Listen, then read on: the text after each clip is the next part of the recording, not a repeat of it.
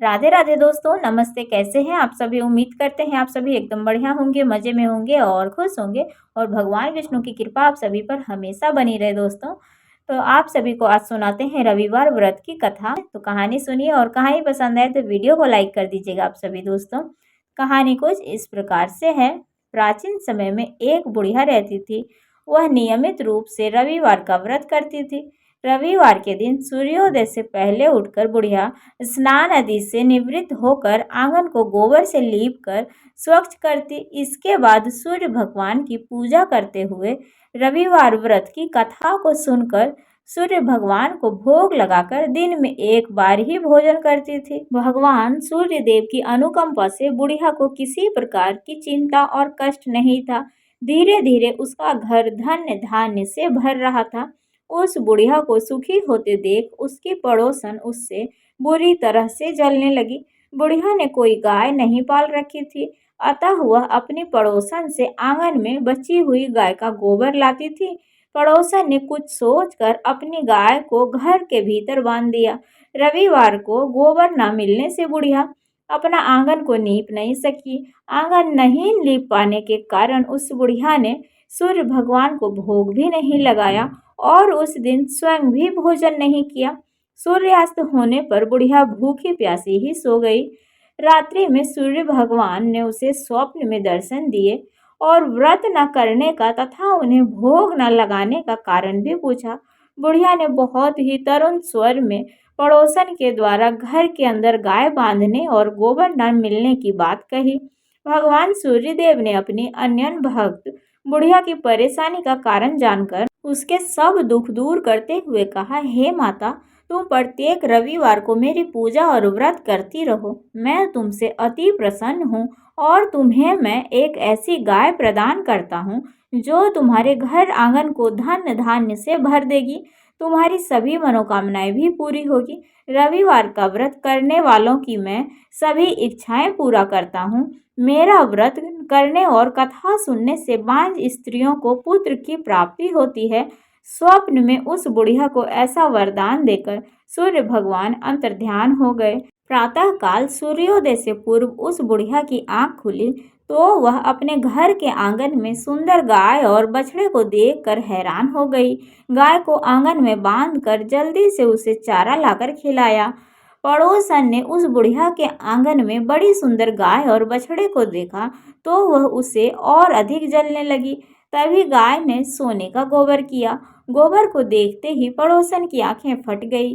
पड़ोसन ने उस बुढ़िया को आसपास ना देखकर तुरंत उस गोबर को उठाया और अपने घर ले गई तथा अपनी गाय को गोबर वहां रख आई। सोने के गोबर से पड़ोसन कुछ ही दिनों में धनवान हो गई। गाय प्रतिदिन सूर्योदय से पूर्व सोने का गोबर दिया करती थी और बुढ़िया के उठने से पहले पड़ोसन उस गोबर को उठाकर ले जाती थी।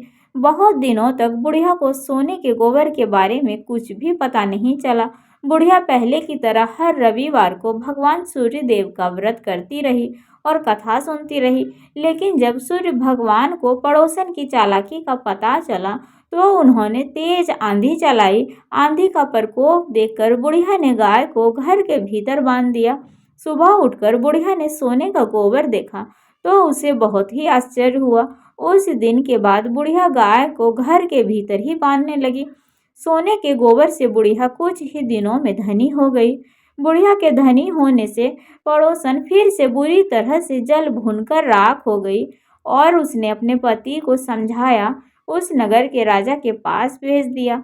राजा को जब बुढ़िया के पास सोने के गोबर देने वाली गाय के बारे में पता चला तो उसने अपने सैनिकों को भेजकर बुढ़िया की गाय को लाने का आदेश दिया। सैनिक उस बुढ़िया के घर पहुंचे। उस समय बुढ़िया सूर्य भगवान को भोग लगाकर स्वयं भोजन करने वाली ही थी कि राजा के सैनिकों ने गाय और बछड़े को खोला और अपने साथ महल की ओर ले चले।